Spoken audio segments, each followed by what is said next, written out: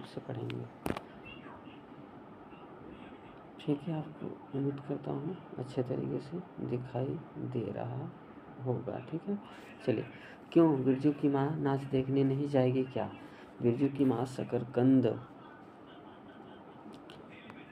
उबाल कर बैठी मन ही मन कूद रही थी अपने आंगन में।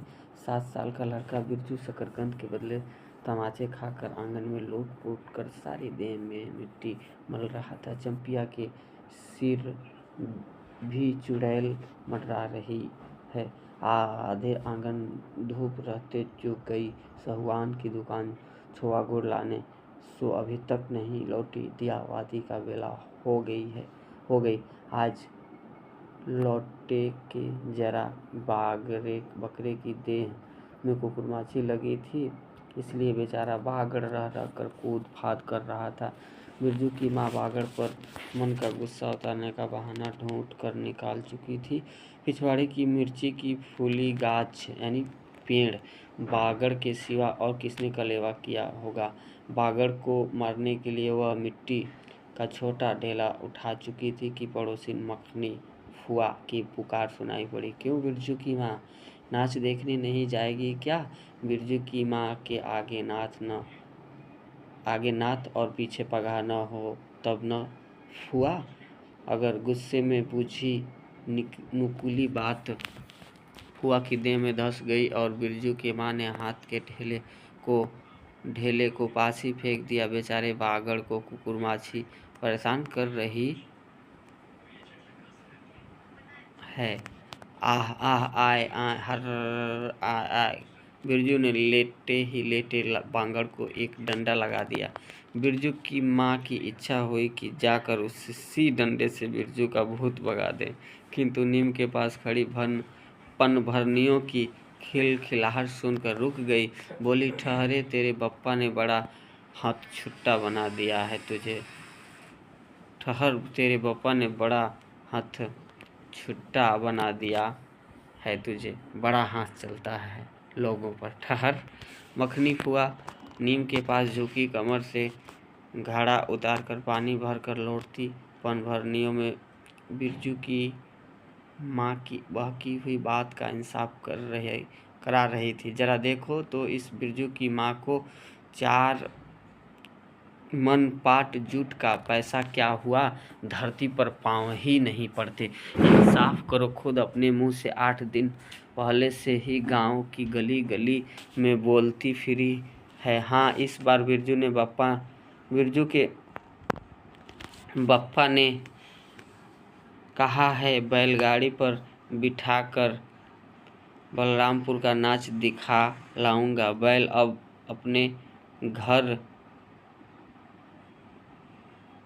है तो 1000 गाड़ी मंगनी मिल जाएगी। सो मैंने अभी टोक दिया। नाच देखने वाली सब तो औने पौने कर तैयार हो रही हैं, रसोई पानी कर रहे हैं। मेरे मुंह में आग लग गए। क्यों मैं टोकने गई? सुनते हो क्या जवाब दिया बिरजू की माँ ने? मखनी फुआ ने अपने पोपले मुंह के होठों को एक ओर मोड़कर ऐंठती हुई बोली निकाली, अरहा बिरजू की मैं या के आगे नाच और रे पीछे पगहा ना हो तब ना। जंगी की पुतूहू बिरजू की माँ से नहीं डरती। वह जरा गला खोलकर ही कहती है, फुआ सर्वे शीतल मिर्टी सर्वे सेटलमेंट के हाकिम के बासा पर फूल छाप किनारी वाली साड़ी पहन के तू भी भटा की भेटी चढ़ाती तो तुम्हारे नाम से भी 2-3 बीघा धनहर जमीन का पर्चा कट जाता। फिर तुम्हारे घर भी आज 10 मन सोना बंग पाट होता। जोड़ा बैल खरीदता, फिर आगे नाथ और पीछे सैकड़ों पगैया झूलती।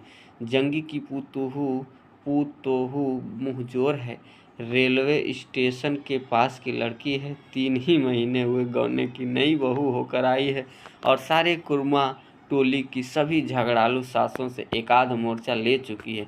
उसका ससुर जंगी दागी चोर है, सी किलासी है। उसका खसम रंगी कुरमा टोली का नामी लठैत, इसलिए हमेशा सींग खुजाती फिरती जंगी की पुतोहू। बिरजू की माँ के आंगन में जंगी की पुतोहू की गला खोल बोली, गुलेल की गोलियों की तरह दनदनाती हुई आई थी। बिरजू के माँ ने एक तीखा जवाब खोज कर निकाला, लेकिन मन महसूस कर रह गई। गोबर की ढेरी में कौन ढेला फेंके। जीभ के झाल को गले में उतार कर बिरजू की माँ ने अपनी बेटी चंपिया को आवाज दी, अरे चंपिया, आज लौटे तो मैं तेरी मूड़ी मरोड़ कर चूल्हे में झोंकती हूँ। दिन दिन बोलचाल होती जाती है गांव में, तो अब ठेठर बैसकोप का गीत गाने वाली पतुरिया पुतोहू सब आने लगी हैं। कहीं बैठ के बाजे न मुरलिया सीख रही होगी। हर जाई अरे चंपिया।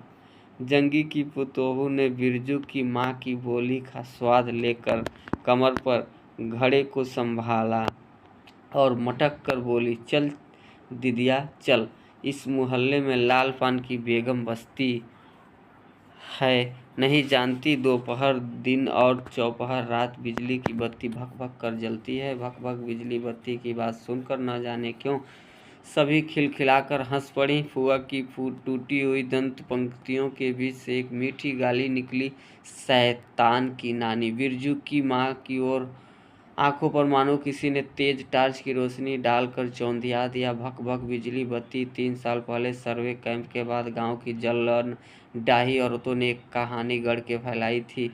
चंपिया की माँ के आंगन में रात भर बिजली बत्ती भुकभुकाती थी। चंपिया की माँ के आंगन में नाक वाले जूते की छाप घोड़े की टाप की तरह चलो चलो जलो जलो जलो और जलो। चंपिया की माँ के आंगन में चांदी जैसे पाट सूखते देखकर जलने वाली सब औरतें खलिहान पर सोनाली धान के बोझों को देखकर बैगन का भुर्ता हो जाएंगी।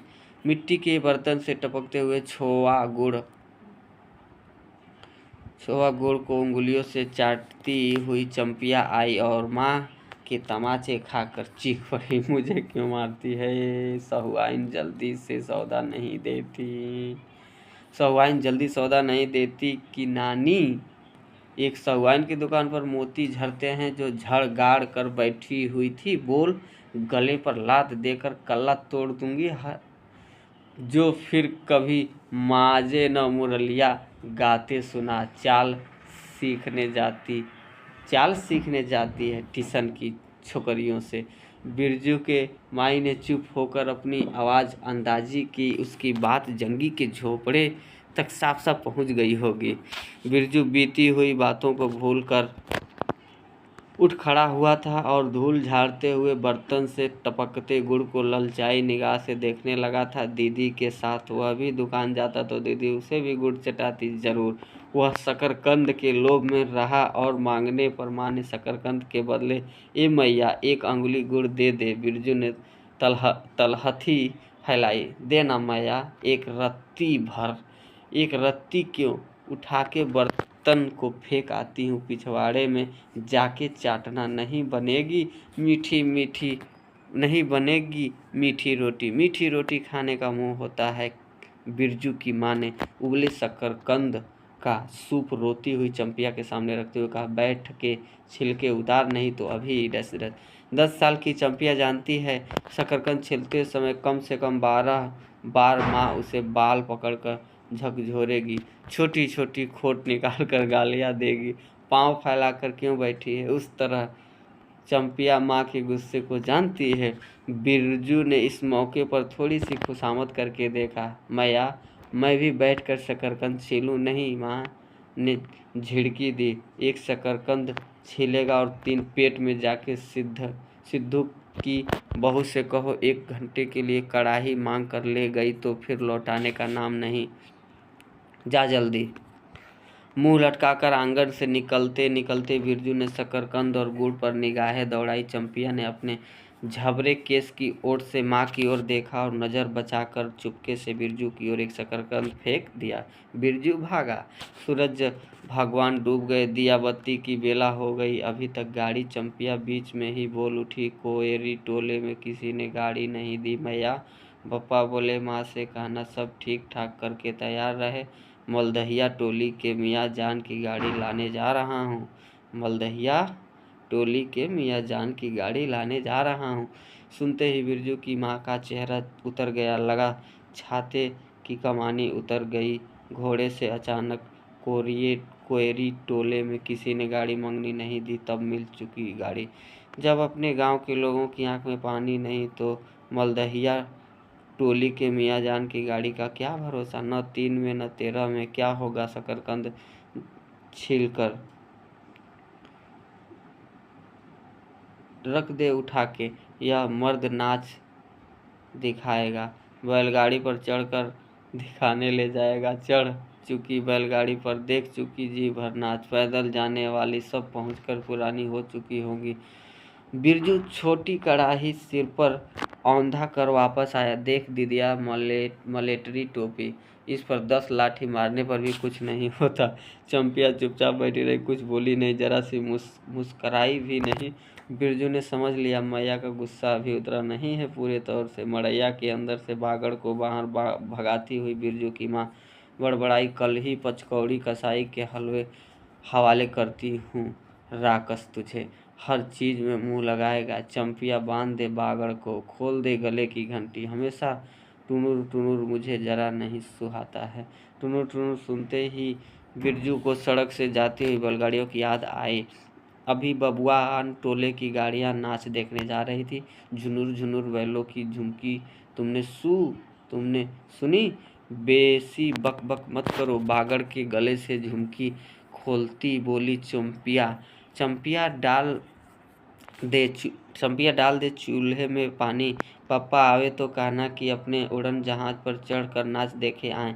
मुझे नाच देखने का शौक नहीं, मुझे जगायो मत कोई, मेरा माथा दुख रहा है। मड़ैया के ओसारे पर बिरजू ने फिसफिसा के पूछा, क्यों दीदिया, नाच में उड़न जहाज भी उड़ेगा? चटाई पर कथरी ओढ़ कर बैठती हुई चंपिया ने बिरजू को चुपचाप अपने पास बैठने का इशारा किया।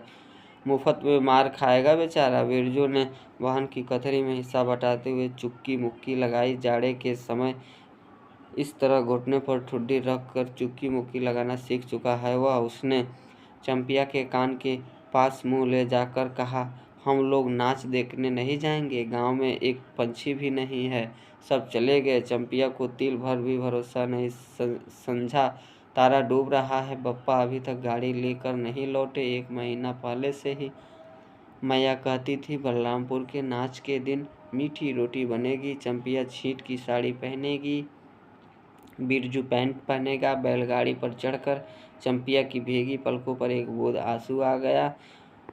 बिरजू का भी दिल भर आया। उसने मन ही मन इमली पर रहने वाले जिन बाबा को एक बैगन को बोला, गांच यानी पेड़ का सबसे पहला बैगन उसने खुद जिस पौधे को रोपा है, जल्दी से गाड़ी लेकर पप्पा को भेज दो जिन बाबा।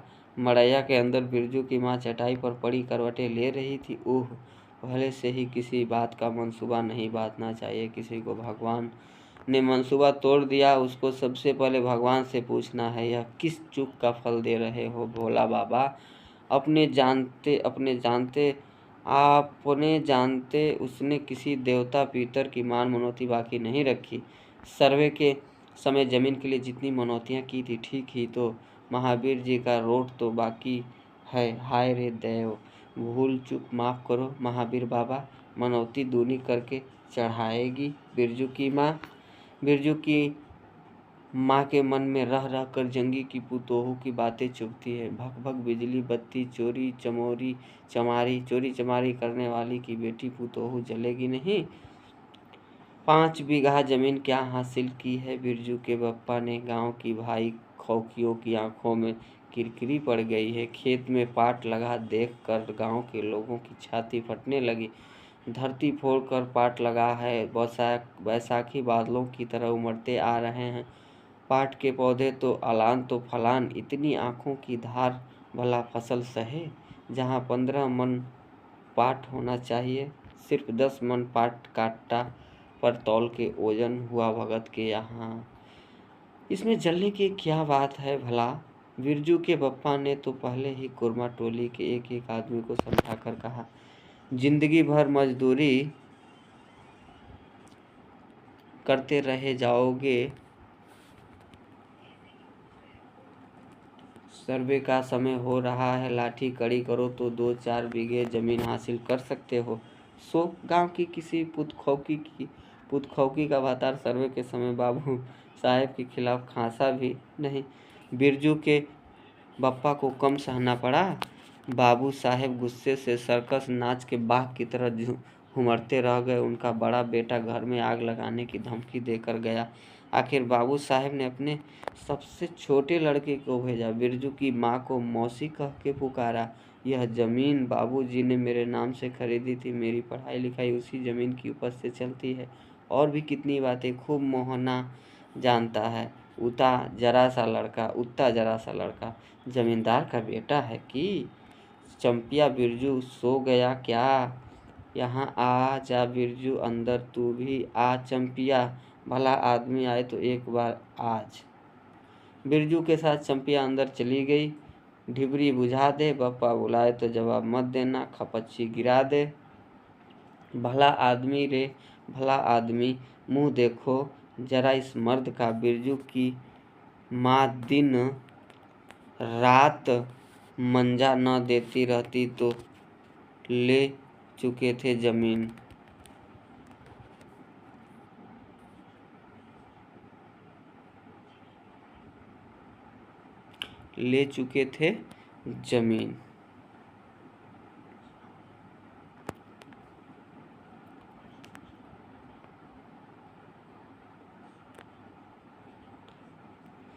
रोज आकर माथा पकड़ के बैठ जाए, मुझे जमीन नहीं लेनी। बिरजू की माँ, मजूरी ही अच्छी, जवाब देती थी बिरजू की माँ।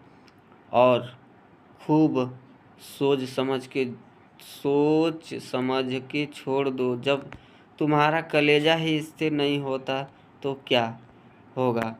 जोरू जमीन जोर के, नहीं तो किसी और के। जोरू जमीन जोर के, नहीं तो किसी और के।